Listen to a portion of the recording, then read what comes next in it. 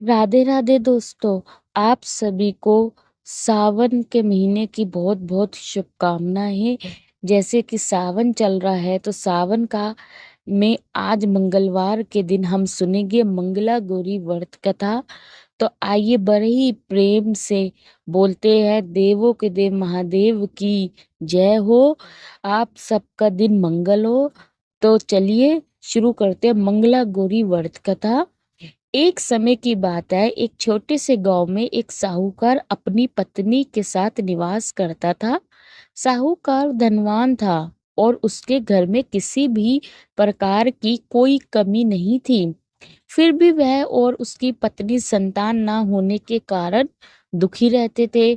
संतान की कमी उन्हें हमेशा कचोटती रहती थी। एक दिन की बात है, उस साहूकार के घर में साधु आए। साहूकार ने उनका आदर सत्कार किया और उन्हें अपनी समस्या के बारे में बताया। साधु ने साहूकार की पत्नी को सावन में मंगलवार को किए जाने वाले मंगला गौरी व्रत करने की सलाह दी। साथ में पूजा विधि के बारे में भी संपूर्ण जानकारी प्रदान की। इसके बाद साहूकार की पत्नी ने सावन माह के पहले मंगलवार से ही गौरी मंगला का पूजन व्रत रखना शुरू कर दिया। अब वह हर मंगलवार को विधि पूर्वक व्रत और पूजा पाठ करने लगी। इस प्रकार कई महीनों तक उसने वह व्रत किया। एक दिन उसकी धर्म निष्ठा से प्रसन्न होकर माता पार्वती ने भगवान शिवजी से साहूकार और उसकी पत्नी को संतान प्राप्ति का वरदान देने के लिए कहा। साहूकार को उस रात सपने में एक दिव्य शक्ति ने दर्शन देकर कहा कि एक आम के पेड़ के नीचे भगवान गणेश जी की मूर्ति विराजमान है। तुम उस पेड़ से आम तोड़कर अपनी पत्नी को खिला देना। इससे तुम्हें संतान की प्राप्ति का सुख मिलेगा। साहूकार ने अगले दिन सुबह उठकर अपनी पत्नी को इस सपने के बारे में बताया और वह उस आम के पेड़ को ढूंढने निकल पड़ा। काफी समय तक ढूंढने के बाद आखिरकार साहूकार को वह आम का पेड़ मिला जहां भगवान गणेश की मूर्ति विराजमान थी। उसने आम तोड़ने के लिए उस पेड़ पर पत्थर मारना शुरू कर दिया। पत्थर फेंकने से एक आम तो टूट कर नीचे गिर गया, लेकिन गलती से एक पत्थर जाकर भगवान गणेश जी की प्रतिमा को लग गया। इससे भगवान गणेश क्रोधित हो गए और उन्हें प्रकट होकर उस साहूकार को श्राप देते हुए कहा कि हे स्वार्थी मनुष्य, तूने मेरे स्वार्थ के कारण मुझे चोट पहुंचाई है।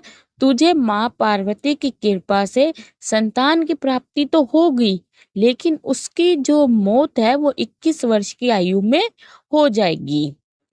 यह सुनकर साहूकार बहुत घबरा गया और वो वापसी घर चला गया।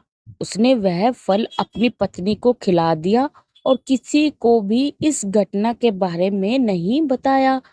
कुछ समय बाद भगवान शिव और पार्वती माता के आशीर्वाद से साहूकार और उसकी पत्नी को पुत्र की प्राप्ति हुई। इससे उन दोनों के जीवन में खुशी का ठिकाना ही नहीं रहा। लेकिन साथ ही साहूकार इस बात से भी चिंता था कि उसका पुत्र अल्पायु होगा।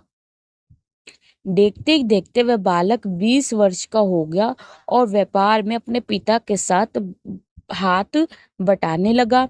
एक दिन घर लौटते समय साहूकार पेड़ की छांव में तालाब के किनारे बैठकर अपने पुत्र के साथ भोजन करने लगा। तभी वहां कमला और मंगला नामक दो कन्याएं कपड़े धोने के लिए आई और कपड़े धोते हुए आपस में बात करने लगी। कमला ने मंगला से कहा कि मैंने इस सावन मास में प्रत्येक मंगलवार को मंगला गौरी व्रत रखने का निश्चय किया है। तुम भी माँ पार्वती को समर्पित यह व्रत अवश्य करना। इससे माता पार्वती प्रसन्न होगी और आप पर उनकी कृपा दृष्टि बनी रहती है। इससे करने से मनोवांछित वर और अखंड सौभाग्य की प्राप्ति भी होती है। कमला की बात सुनकर मंगला भी इस व्रत को करने के लिए तैयार हो गई। दूसरी ओर साहूकार ने दोनों कन्याओं के बीच यह पूरा संवाद सुन लिया और उसने अपने मन में यह सोचा कि यह कन्या मंगला गौरी व्रत को करती है, इससे इसे अखंड सौभाग्य की प्राप्ति होगी। यह मेरे पुत्र के लिए एक योग्य वधु साबित होगी। ऐसा सोचकर वह उन दोनों के विवाह का प्रस्ताव कन्या के पिता के पास ले गया। साहूकार की गांव में प्रतिष्ठा और मान होने के कारण कमला के पिता अपनी पुत्री का विवाह साहूकार के लड़के से करवा देते हैं। विवाह के बाद भी कमला विधि पूर्वक मंगला गौरी का व्रत रखना जारी रखती है। उसके इस भक्ति भाव से प्रसन्न होकर माता पार्वती एक दिन उसके सपने में दर्शन देती है और कहती है कि हे, मैं तुम्हारी भक्ति से अत्यंत प्रसन्न हूँ, इसलिए तुम्हें अखंड सौभाग्य का वरदान देती हूँ। लेकिन तुम्हारा पति अल्प आयु है, इसलिए अगले महीने मंगलवार के दिन एक सांप तुम्हारे पति के प्राण लेने आएगा। तुम उसके लिए एक प्याले में मीठा दूध रख देना, उसके पास एक खाली मटका भी रख देना। सांप दूध पीकर उस मटके में चला जाएगा और फिर तुम उस मटके को ऊपर से कपड़े द्वारा ढक देना। अगले मंगलवार को कमला के माता पिता की बात मानकर एक प्याले में मीठा दूध रख दिया और पास में एक मटकी भी रख दी। सांप ने आकर दूध पिया और मटकी में जाकर बैठ गया। मंगला ने उस मटकी पर कपड़ा बांध रखा कर उसे जंगल में रख दिया। माता पार्वती की कृपा से कमला के पति के प्राण बच गए। इसी प्रकार मंगला गौरी व्रत के पुण्य फल से साहूकार का पुत्र श्राप मुक्त हो गया।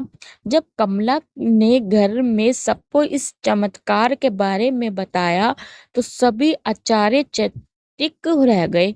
इसके बाद साहूकार और उसकी पत्नी ने अपने पुत्र और पुत्र वधू को आशीर्वाद दिया और पूरा परिवार सुख पूर्वक जीवन व्यतीत करने लगा। दोस्तों, इसी के साथ मंगला गौरी व्रत कथा संपूर्ण हुई है। हे मंगलमयी मंगला गौरी माता, जैसे आपने एक साहूकार की बहू की सभी मनोकामनाएं पूरी की है, वैसे ही हमारी भी हर प्रार्थना सच्ची प्रार्थना को पूर्ण करना। जो भी भक्त श्रद्धा से इस व्रत कथा को सुनता है, उसकी झोली सुख समृद्धि और सौभाग्य से ही भर जाती है। दोस्तों, अगर आपको ये कथा अच्छी लगी हो तो वीडियो को लाइक करें, शेयर करें और चैनल को सब्सक्राइब करना ना भूलें। और एक बार सब मिलकर बोलते हैं, मंगला गौरी माता की जय हो, जय हो। आप सबका दिन मंगलमय हो। राधे राधे।